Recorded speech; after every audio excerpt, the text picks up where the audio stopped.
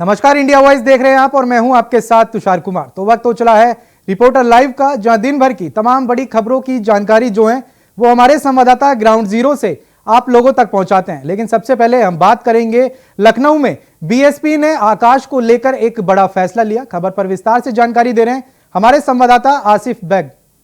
सियासत में नेताओं के अजब गजब रंग देखने को मिल ही जाते हैं। बसपा प्रमुख मायावती ने 6 महीने के भीतर ही अपने भतीजे यानी पार्टी के नेशनल कोऑर्डिनेटर आकाश आनंद से उनका पद छीन लिया और साथ ही साथ उत्तराधिकार का पद भी छीन लिया है। कहा जा रहा है कि आकाश आनंद पर सीतापुर में आचार संहिता उल्लंघन का मुकदमा दर्ज होने के बाद बसपा प्रमुख ने यह बड़ा एक्शन लिया है। फिलहाल आकाश आनंद को हटाए जाने के बाद बसपा सुप्रीमो मायावती विपक्षियों के निशाने पर है। आपको बता दें कि बसपा सुप्रीमो मायावती ने अपने भतीजे आकाश आनंद को 6 महीने पहले पार्टी के नेशनल कोऑर्डिनेटर पद पर तैनात किया था और साथ ही साथ बसपा प्रमुख मायावती ने आकाश आनंद को अपना उत्तराधिकारी भी घोषित कर दिया था। साथ ही साथ बसपा प्रमुख मायावती ने लोकसभा चुनाव में प्रत्याशियों को जिताने की जिम्मेदारी भी आकाश आनंद को सौंप दी थी। आकाश आनंद के जिम्मे में 21 चुनावी जनसभा संबोधित करने को कहा गया था, लेकिन लगातार आकाश आनंद भड़काऊ भाषण और बयानों के चलते सुर्खियों में आ रहे थे। हालांकि आकाश आनंद को सुनने के लिए भीड़ भी इकट्ठा हो रही थी, लेकिन सीतापुर में एक चुनावी जनसभा के दौरान आकाश आनंद ने भाजपा को आतंकी सरकार करार दे दिया। इसके बाद सीतापुर में आकाश आनंद के खिलाफ आचार संहिता उल्लंघन का मुकदमा दर्ज हुआ। मुकदमा दर्ज होते ही बसपा प्रमुख मायावती एक्शन में आ गई और आकाश आनंद की बची 4 रैलियों को रद्द कर दिया और साथ ही साथ उन्हें नेशनल कोऑर्डिनेटर और उत्तराधिकारी पद से भी हटा दिया। मायावती के इस एक्शन के बाद सपा प्रमुख अखिलेश यादव ने चुटकी लेते हुए एक्स पर पोस्ट डाला है। कहा है कि बसपा को यह आभास हो गया था कि उसके कोई प्रत्याशी जीत नहीं रहे हैं। ऐसे में गुमराह करने के लिए आकाश आनंद के खिलाफ यह कार्रवाई की गई है। दूसरी तरफ कांग्रेस और आम आदमी पार्टी ने भी बसपा प्रमुख मायावती को आकाश आनंद मामले में घेर लिया है। कहा है कि बसपा प्रमुख मायावती बीजेपी से मिली हुई है। फिलहाल जिस तरह से अपने चहेते भतीजे आकाश आनंद से सभी पद मायावती ने छीन लिए हैं, इससे कहीं न कहीं बसपा प्रमुख मायावती की किरकिरी भी हो रही है। अब देखना यह होगा कि जिस तरह से विपक्ष दावा कर रहा है कि उसके कोई भी प्रत्याशी नहीं जीत रहे हैं, लोकसभा चुनाव में बसपा की तरफ से क्या गुल खिलाया जाता है, यह देखने वाली बात होगी। कैमरा पर्सन रमाशंकर यादव के साथ आसिफ बेग, इंडिया वॉइस। रायबरेली में कांग्रेस की स्टार प्रचारक प्रियंका गांधी ने नुक्कड़ सभा की। खबर पर ज्यादा जानकारी दे रहे हैं हमारे संवाददाता राजू तिवारी। कांग्रेस की स्टार प्रचारक और राष्ट्रीय महासचिव प्रियंका गांधी इन दिनों रायबरेली में अपने भाई राहुल गांधी को जिताने के लिए लगातार नुक्कड़ सभाएं कर रही हैं, जिसके तहत आज उनके द्वारा बछरावा विधानसभा में 16 नुक्कड़ सभाएं की जानी है और लगातार वो लोगों के बीच में जाकर सीधा जनता से संवाद कर रही हैं और लोगों से वोट की मांग कर रही हैं। बता दें कि जिस तरह से रायबरेली और अमेठी देश की हॉट सीट बनी हुई है, उसी को लेकर रायबरेली और अमेठी की कमान स्वयं प्रियंका गांधी ने अपने हाथों में ली है और कहा जा सकता है कि रायबरेली और अमेठी जो कांग्रेस की विरासत है और पारंपरिक सीट है, उसको जिताने की कमान सीधा प्रियंका गांधी ने अपने हाथों में ले लिया है, क्योंकि अमेठी से उनके करीबी यानी कांग्रेस परिवार के करीबी और सोनिया गांधी के काफी नजदीक रहने वाले उनके प्रतिनिधि केएल शर्मा चुनाव लड़ रहे हैं और रायबरेली से उनके भाई राहुल गांधी चुनाव लड़ रहे हैं। तो ऐसे में साफ तौर पर रायबरेली का जो चुनाव है काफी दिलचस्प होता जा रहा है। सहज अंदाजा लगाया जा सकता है कि एक दिन में 16 नुक्कड़ सभाएं प्रियंका गांधी के द्वारा किया जाना ये कहीं ना कहीं एक बड़ी रणनीति को दिखलाता है। तो ऐसे में साफ तौर से कांग्रेस के द्वारा पहले से भी कहा जा चुका है कि रायबरेली और अमेठी में लंबी रणनीति बनाई गई है, जिसके तहत राहुल गांधी और केएल शर्मा यहां से चुनाव लड़ रहे हैं। तो उसी के तहत देखा जा सकता है कि रायबरेली और अमेठी को प्रियंका गांधी ने स्वयं अपने हाथों में बागडोर ले ली है और उनके द्वारा लगातार अपने प्रत्याशी को जिताने के लिए कवायद की जा रही है। तो ऐसे में आपको बता दें कि रायबरेली जो हार्ड सीट क्यों है, यहाँ कांग्रेस की पारंपरिक सीट है और यहाँ से कांग्रेस के जो बड़े चेहरे हैं वो लगातार यहाँ से चुनाव लड़े हैं, चाहे इंदिरा गांधी हो या सोनिया गांधी हो। ऐसे में साफ तौर पे अब राहुल गांधी रायबरेली से चुनाव लड़ रहे हैं, तो साफ तौर से दिलचस्प मुकाबला देखने को मिल रहा है। वहीं आपको बता दें कि रायबरेली में प्रियंका गांधी ने कहा है कि वो 18 तारीख तक रहेंगी, जब तक चुनावी प्रचार होगा तब तक वो रायबरेली और अमेठी में ही लोगों से वोट मांगेगी। तो ऐसे में राहुल गांधी के लिए यानी अपने भाई को जिताने के लिए वो लगातार नुक्कड़ सभाएं कर रही हैं और उनके द्वारा एक विधानसभा यानी बचरावा विधानसभा में आज की डेट में 16 नुक्कड़ सभाएं सुनिश्चित की गई थी, जिसको लेकर वो लगातार अलग अलग स्थानों पर नुक्कड़ सभाएं करते हुए अपने भाई को जिताने के लिए वोट मांग रहे हैं। तो साफ तौर पे देखा जा सकता है कि जनसैलाब जिस तरह से लोगों का है और ऐसे में प्रियंका गांधी वोट मांग रही हैं और जनता से सीधा जुड़कर उनसे वार्ता करने का भी प्रयास कर रही हैं। Raju Tiwari, India Voice, Raebareli. उत्तराखंड के जंगलों में लगी आग को नियंत्रण करने के लिए सीएम धामी ने मोर्चा संभाल लिया। खबर पर विस्तार से जानकारी दे रहे हैं हमारे संवाददाता अभय कैंतुरा। उत्तराखंड के जंगलों में लगी आग भले ही बेकाबू नजर आ रही हो, लेकिन मुख्यमंत्री पुष्कर सिंह धामी ने जब से स्वयं मोर्चा संभाला तब से वन विभाग के अधिकारी भी फील्ड में काम करते नजर आ रहे हैं। जिस प्रकार से मुख्यमंत्री पुष्कर सिंह धामी ने यहाँ पर अधिकारियों को दिशा निर्देश दिए, उसको देखते हुए कहा जा सकता है कि वन विभाग के जो अधिकारी है वो मुस्तैदी के साथ इस आग की घटनाओं पर नियंत्रण पाने का प्रयास कर रहे हैं, जिसके सफल परिणाम भी दिखने लगे हैं। मुख्यमंत्री पुष्कर सिंह धामी ने 10 वन कर्मियों को यहाँ पर सस्पेंड करने का काम यहाँ पर किया, उसके लिए निर्देशित विभाग के अधिकारियों को निर्देशित किया जा चुका है। साथ ही जो सचिव है, सचिव की जिम्मेदारी भी तय करने के लिए मुख्यमंत्री पुष्कर सिंह धामी ने मुख्य सचिव राजा रतूड़ी को यहाँ पर निर्देशित किया है। यानी कहा जा सकता है कि जंगलों की आग और बेकाबू ना हो, जंगलों की इस आग से राज्यों को और नुकसान ना हो, उसके लिए अब अधिकारियों की जिम्मेदारी भी तय की जा रही है। यानी विभाग के अधिकारियों की जिम्मेदारी तो तय होगी, साथ ही शासन के जो सचिव हैं उनकी जिम्मेदारी भी तय की जा रही है, ताकि किसी भी प्रकार से इस विपदा की घड़ी में राज्य को नुकसान न हो और राज्य की जनता सुरक्षित रह सके। कैमरामैन अर्जुन था Abhay Kaintura, India Voice, Dehradun. UP में तीसरे चरण में नहीं दिखा इजाफा। खबर पर विस्तार से जानकारी दे रहे हैं हमारे संवाददाता प्रेम पाठक। तमाम कोशिशों और प्रयासों के बावजूद उत्तर प्रदेश के अंदर चल रहे लोकसभा चुनाव में मतदान प्रतिशत में इजाफा देखने को नहीं मिल रहा है, जबकि मतदान प्रतिशत में इजाफा को लेकर चुनाव आयोग की तरफ से कई तरह की कैंपेन करी गई है, जागरूकता कार्यक्रम चलाए गए, लेकिन इन सब के बावजूद अभी तक उत्तर प्रदेश के अंदर जो तीनों चरणों में मतदान हुआ है उसमें 2019 के मुकाबले इजाफा देखने को नहीं मिला है। कल तीसरे चरण का जो मतदान हुआ उसमें करीब 57.34% जो है वो मतदान हुआ, जबकि 2019 से इसको अगर कंपेयर किया जाए तो 2019 में 60% से अधिक इन 10 सीटों पर मतदान हुआ था। कल चुनाव में जो सबसे कम मतदान है वो आगरा में हुआ है।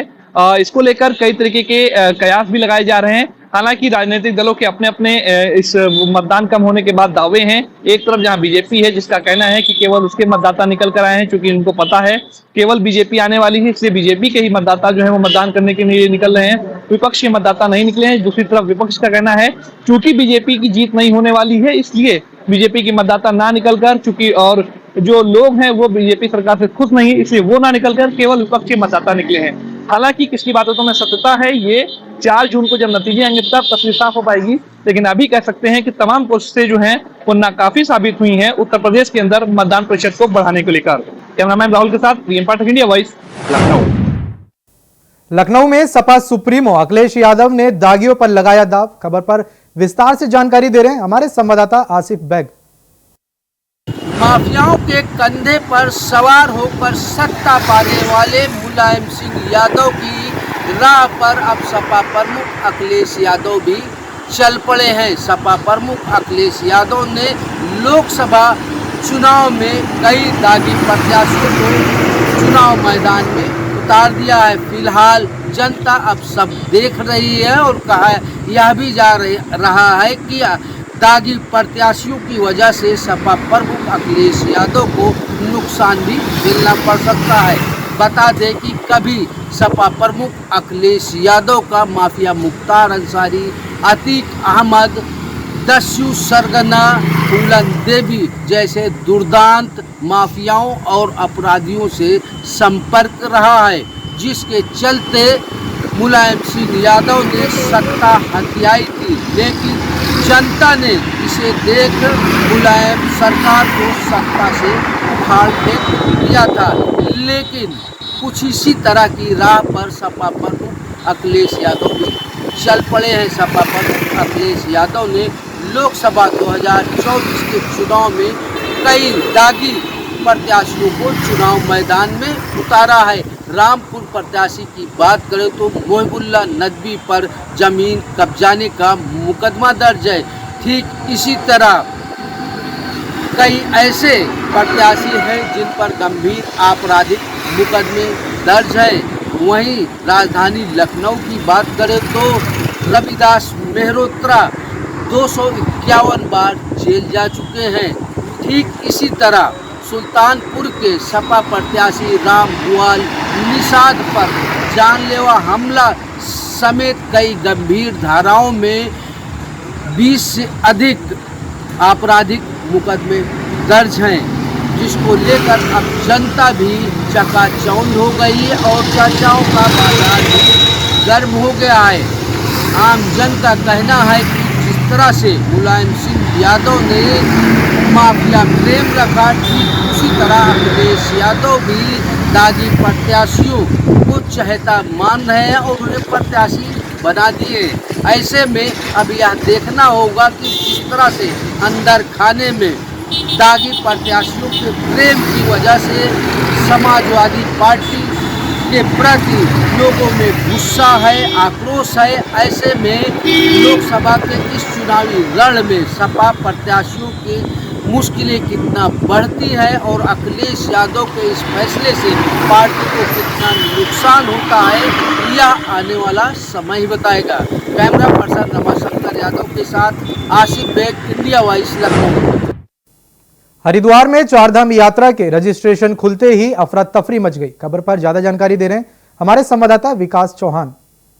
उत्तराखंड में चारधाम यात्रा शुरू हो गई है और क्योंकि जिस तरह से 10 तारीख से जो बाबा केदारनाथ के धाम हैं वो खुल जाएंगे और जो रजिस्ट्रेशन की प्रक्रिया है वो आज से शुरू होनी थी, लेकिन जिस तरह से जो दृश्य है वो सामने आए हैं, आज हरिद्वार में जो विंडो आप देख सकते हैं कि हज़ारों की संख्या में जो श्रद्धालु हैं हरिद्वार पहुँचे हैं और जो रजिस्ट्रेशन के लिए अब मारामारी यहाँ पर देखने को मिल रही है। किस तरह से जो लोग 4 बजे से यहाँ पर सुबह 4 बजे से ही यहाँ पर खड़े हैं, अपनी बारी का इंतज़ार कर रहे हैं। वहीं सरकार ने एक पाबंदी जिस तरह से कह सकते हैं कि लगा रखी है, केवल एक दिन में 500 लोगों का ही यहाँ पर रजिस्ट्रेशन होगा, जिसके चलते भी काफ़ी रोष यहाँ पर लोगों में दिखाई दे रहा है। कुछ यात्री जो श्रद्धालु हरिद्वार पहुँचे थे अपनी रजिस्ट्रेशन कराने के लिए, हालांकि काफ़ी परेशानियों का उनको सामना भी यहाँ पर करना पड़ रहा है। जो व्यवस्थाएँ के दावे यहाँ पर किए गए थे वो यहाँ पर हवाई दिखाई दे रहे हैं और जो श्रद्धालु यहाँ पर पहुँच रहे हैं उनको काफ़ी परेशानियों का सामना करना पड़ रहा है। विकास चौहान, इंडिया वॉइस, हरिद्वार। दिल्ली में मनीष सिसोदिया की सुनवाई हुई। खबर पर ज्यादा जानकारी दे रहे हैं हमारे संवाददाता अजीत कुमार। घोटाले से जुड़े मामले में मुख्यमंत्री अरविंद केजरीवाल के बाद फिलहाल मनीष सिसोदिया को भी राहत मिलते हुए नजर नहीं आ रही है। जी हाँ, दरअसल आपको बता दें कि जहां एक और बीते दिनों सीबीआई मामले में मनीष सिसोदिया की न्यायिक हिरासत 15 मई तक बढ़ा दी गई थी, तो वहीं दूसरे आज उनकी न्यायिक हिरासत ईडी के मामले में 21 मई तक के लिए बढ़ा दी गई है। वहीं दूसरी ओर अगर हम बात करें तो आज दिल्ली हाईकोर्ट में उनकी जमानत याचिका को लेकर के भी सुनवाई हुई, जिसमें एक बार फिर से कोर्ट ने सीबीआई और ईडी को 4 दिन का समय दिया है और उसमें उनसे जवाब मांगा है। यानी कि साफ कहा जा सकता है कि फिलहाल अभी कोई भी इस मामले में मनीष सिसोदिया को राहत मिलती नजर नहीं आ रही है। तो अब हाई कोर्ट इस मामले में आगामी 13 मई को सुनवाई करेगा। यानी कि साफ कहा जा सकता है कि 13 मई के बाद ही साफ हो पाएगा कि कोर्ट उन्हें जमानत देता है या जिस तरीके से बीते दिनों राउज़बेनी कोर्ट ने उनकी जमानत याचिका खारिज कर दी थी, तो कोर्ट यहाँ दिल्ली हाई कोर्ट में भी फैसला क्या आता है। खैर, अब इसके लिए 13 मई तक का इंतजार जरूर करना पड़ेगा। Ajit Kumar, India Voice Delhi. Air India की उड़ानें हुई रद्द, खबर पर विस्तार से जानकारी दे रहे हैं हमारे संवाददाता अजय चौहान।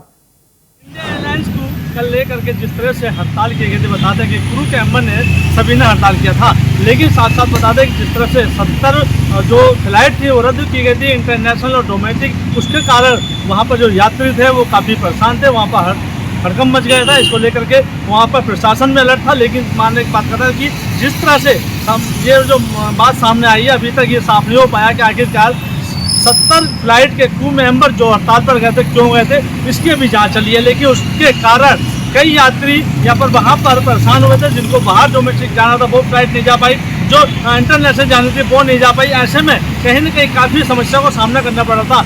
ऐसे में अब ये जांच की जा रही है आखिरकार ये क्रू के मेंबर जो थे उन्होंने क्यों हड़ताल की थी, इसकी भी जांच की जा रही है। अब देखना है कि इंडिया एयरलाइंस की तरफ से क्या गाइडलाइन जारी की जा रही है कि आखिरकार इन्होंने क्यों ये हड़ताल की और जिसके कारण वहाँ के जो यात्री थे जो पहले से टिकट बुक करा लिया गया था और वहाँ पूरी रात नहीं जाकर, यानी कि शाम से लेकर सुबह तक कोई भी फ्लाइट नहीं गई थी, यानी 70 फ्लाइटें बताई जा रही हैं। ऐसे में कहीं ना कहीं यात्रियों को काफ़ी मुश्किलों का सामना करना पड़ रहा था। दिल्ली से अजय चौहान, भाई।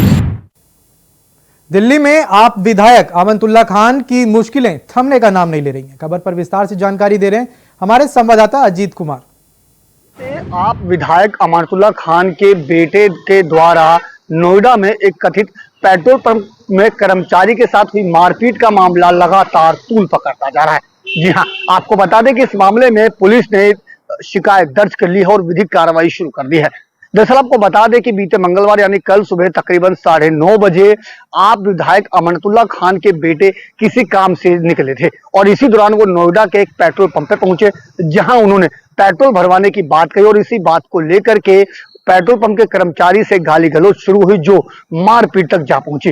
हालांकि जिस तरीके से आरोप है कि आप विधायक के बेटे ने आप विधायक से बात करवाई और न केवल बात करवाई बल्कि आप विधायक अमानतुल्लाह खान ने पेट्रोल पंप के मालिक और मैनेजर के साथ धमकी भी दी, तो कहीं ना कहीं ये मामला जिस तरीके से तूल पकड़ता जा रहा है। हालांकि इस मामले में एडिशनल डीसीपी का कहना है कि उन्होंने नोएडा में मामला दर्ज कर लिया और आगे की जो विधिक कार्रवाई बनती है वो दर्ज कर ली है। हालांकि लेकिन इस मामले में आप विधायक ने भी साफ तौर पर कहा है कि उन्हें बदनाम करने की कोशिश की जा रही है, लिहाजा देखना लाजमी होगा कि आने वाले दिनों में किस तरीके से आप विधायक की भी मुश्किलें बढ़ सकती है। Ajit Kumar, India Voice, Delhi.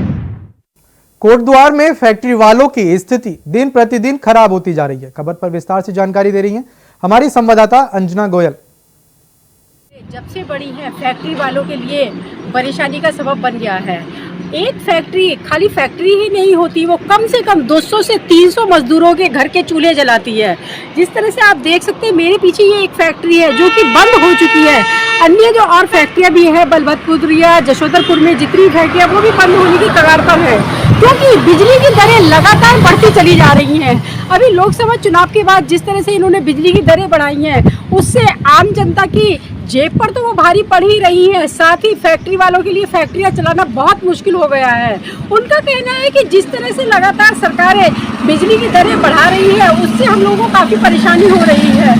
पहले ही हम लोग आधे समय पर काम करके और अपनी फैक्ट्री चला रहे थे, लेकिन जिस तरह से अब अचानक से फिर एक बार बिजली की दरें बढ़ा दी गई हैं, उससे ऐसा लगता है कि सरकार शायद रोजगार तो पहले ही नहीं दे रही थी। जो फैक्ट्रियां चल रही हैं जिनमें मजदूरों का रोजगार मिला हुआ था, जिनके घर के चूल्हे जल रहे थे, वो भी धीरे धीरे बंद हो जाएंगी। उत्तराखंड में पहले ही कोई भी यहाँ पर फैक्ट्री लगाने के लिए, कोई भी रोजगार लाने के लिए तैयार नहीं है, लेकिन जिस तरह से बिजली की दरें बढ़ रही है उससे जो फैक्ट्री यहाँ पर है वो भी धीरे धीरे बंद हो जाएंगी।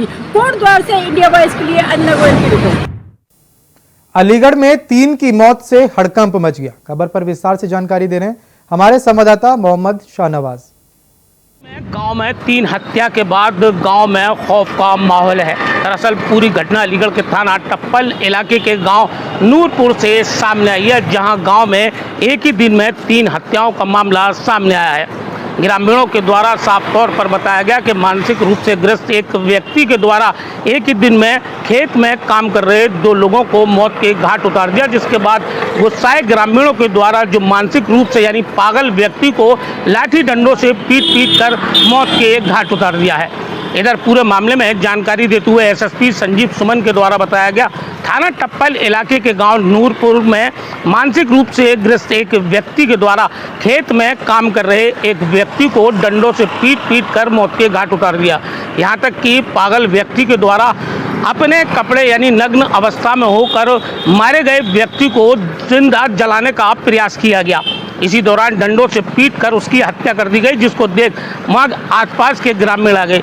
इसी दौरान उस पागल व्यक्ति ने बराबर में एक खेत में काम कर रहे अन्य व्यक्ति को डंडे से सर पर मारकर उसको भी मौत के घाट उतार दिया, जिसको देख आक्रोशित ग्रामीणों के द्वारा उस पागल व्यक्तियों को डंडे से पीट कर मौत के घाट उतार दिया। वहीं एसएसपी के द्वारा बताया गया कि तीनों शवों को मौके पर पहुंची पुलिस के द्वारा तत्काल कब्जे में लेने के बाद पोस्टमार्टम हेतु मोर्चरी भेज दिया है। इधर पुलिस पूरे मामले में अग्रिम कार्रवाई करने में जुटी है। पुलिस पूरे मामले में गहनता से जांच पड़ताल कर रही है। एसएसपी का साफ तौर पर कहना है कि जिस व्यक्ति ने 2 हत्याओं को अंजाम दिया, उसके बाद ग्रामीणों ने आक्रोशित होकर उसको भी लाठी डंडों से पीट कर मौत के घाट उतार दिया। बताया जाता है पागल व्यक्ति को इलाज के लिए मेडिकल कॉलेज ले जा रहा था, जहां पर रास्ते में उसकी भी मौत हो गई। फिलहाल पुलिस ने तीनों शवों को कब्जे में लेने के बाद पोस्टमार्टम हेतु मोर्चरी भेज दिया है। इधर पुलिस पूरे मामले में गहनता से जांच पड़ताल कर अग्रिम कार्रवाई करने में जुटी है। अलीगढ़ से मोहम्मद शाहनवाज, इंडिया वॉइस। गाजियाबाद में डबल मर्डर से सनसनी मच गई। खबर पर विस्तार से जानकारी दे रहे हैं हमारे संवाददाता प्रवीण कुमार। बात की लोनी बॉर्डर थाना क्षेत्र की गुलाब वाटिका कॉलोनी में एक 65 वर्षीय वृद्धा महिला और उसकी बेटे की उसी के घर में धारदार हथियार से हत्या कर दी गई। दरअसल आपको बता दें 3 मंजिला इमारत में वृद्धा महिला जिसकी हत्या की गई वो अपने 3 बेटों के साथ रहती थी। इस बात का जब पता लगा, जब अगली सुबह को उसका बड़ा बेटा तीसरी मंजिल से जब नीचे उतरकर आया, देखा कि बेड पर उसकी मां और उसके भाई खून से लथपथ पड़े हुए हैं। जब उन्होंने देखा तो दोनों की मौत हो चुकी थी। इस बात को लेकर उसके भाई ने पुलिस को सूचना दी और मौके पे जब इस बात की खबर लगी तो मोहल्ले में भीड़ इकट्ठा हो गई। मौके पर पुलिस पहुंचकर दोनों के शव को कब्जे में लेती है और लेने के बाद पोस्टमार्टम के लिए भेज देती है। एसीपी लोनी बॉर्डर थाना क्षेत्र का कहना यह है कि इस पूरे मामले में हर एंगल से जांच की जा रही है। जिस तरीके से एक ही परिवार के जो मां है और बेटे की हत्या की गई है, इसमें पूरा साजिश जो है घर के परिवार का प्रॉपर्टी को लेकर विवाद हो सकता है। इसी वजह से मां और बेटे की हत्या की गई। वहीं तो दूसरे एंगल से पुलिस ये जांच कर रही है किसी आपसी रंजिश की वजह से मां और बेटे की हत्या तो नहीं की गई है। और आपको बता दें पुलिस की जांच में यह भी पाया गया है हत्या के बाद घर में रखी अलमारी भी खुली हुई थी और घर से जेवर और पैसे भी गायब है। पुलिस इस पूरे मामले की जांच कर रही है और जांच के बाद इस हत्याकांड का खुलासा करने की बात कर रही है। हत्याकांड के खुलासे को करने के लिए पुलिस ने टीमों का गठन कर दिया है और जल्द ही हत्यारोपी और इस घटना का खुलासा करने का दावा कर रही है। गाजियाबाद से प्रवीण कुमार, इंडिया वॉइस। अलीगढ़ में दबंगों ने महिला और पुरुष के साथ मारपीट की। खबर पर ज्यादा जानकारी दे रहे हैं हमारे संवाददाता सनी गोस्वामी। डंडों से लैस दबंगों के द्वारा घर में घुसकर महिलाओं व पुरुषों के साथ बेरहमी से मारपीट की घटना को अंजाम दिया गया है, जिसका वीडियो सोशल मीडिया पर तेजी से वायरल हुआ है। दरअसल पूरी घटना अलीगढ़ के थाना अकराबाद इलाके के गांव जसरतपुर से सामने आई है, जहां से एक वीडियो सोशल मीडिया पर वायरल हुआ है, जिसमें दबंगों के द्वारा लाठी डंडों से बेरहमी से महिलाओं व पुरुषों के साथ मारपीट की जा रही है। तो वहीं पूरे मामले में घायल महिलाओं के द्वारा आरोप लगाते हुए बताया गया कि दबंगों के द्वारा घर में घुसकर अन्य महिलाओं और युवतियों के साथ छेड़छाड़ व उनके कपड़े फाड़ बदसलूकी की गई। जब इस बात को लेकर उनके द्वारा विरोध किया गया तो दबंगों ने लाठी डंडों से लैस होकर उन पर हमला बोल दिया और उनके साथ बेरहमी से मारपीट की, जिसका वीडियो सोशल मीडिया पर वायरल हुआ है। इधर वीडियो वायरल होने के बाद तत्काल इलाका पुलिस ने संज्ञान लेते हुए मामले में कार्रवाई शुरू कर दी है। पुलिस का साफ तौर पर कहना है पुलिस पूरे मामले में गहनता से जांच पड़ताल कर कार्रवाई करने में जुटी है। तो वहीं एक वीडियो सोशल मीडिया पर वायरल हुआ है, जिसमें दबंगों के द्वारा महिलाओं व पुरुषों के साथ बेरहमी से मारपीट की घटना को अंजाम दिया जा रहा है। अलीगढ़ से मोहम्मद शाहनवाज, इंडिया वॉइस। मिर्जापुर में बालू लदे ट्रक में मिला ट्रक ड्राइवर का शव। खबर पर ज्यादा जानकारी दे रहे हैं हमारे संवाददाता कमलेश कुमार। मिर्जापुर जिले के बरौधा रावतगंज जो तिराहा है उसके पास में करीबन 12 बजे एक डेड बॉडी बालू पर जो ट्रक जा रही थी, ट्रक के ऊपर बालू था, बालू के ऊपर जो डेड बॉडी लाद कर जा रहे थे, वही अचानक किसी की निगाह पड़ी और प्रशासन भी देखा कि इस तरह से लग रहा है कि कोई बॉडी है, तो तत्काल तुरंत मौके पर उसको रोका गया। कुछ दूर पर रोकने के बाद उस पर पता चला, छानबीन पुलिस मौके पर आई, यहाँ के जो एसपी है वो आए, एसपी सिटी आए, आला अधिकारी मौजूदगी में होकर उस बॉडी की खोजबीन करी, तो वो बॉडी के जो शिनाख्त पता चला गया, तो वो मड़िहान थाना क्षेत्र के पास के एक मजदूर है, जो कि वो ड्राइवर है इस ट्रक के, और मिर्जापुर की वो ट्रक है। और आपको बता दें कि वो ड्राइवर घर से 4 दिन पहले गए थे घर पर, जो कि पता चला कि 4 दिन से घर नहीं जा रहे हैं। वो भी खलासी भी जो काम कर रहा था उसके साथ में, वो भी घर से 15 दिन पहले ही निकल चुका था इनके साथ में। हालांकि क्या बात हो गई और जो है कि ट्रक के जो बालू था उसके ऊपर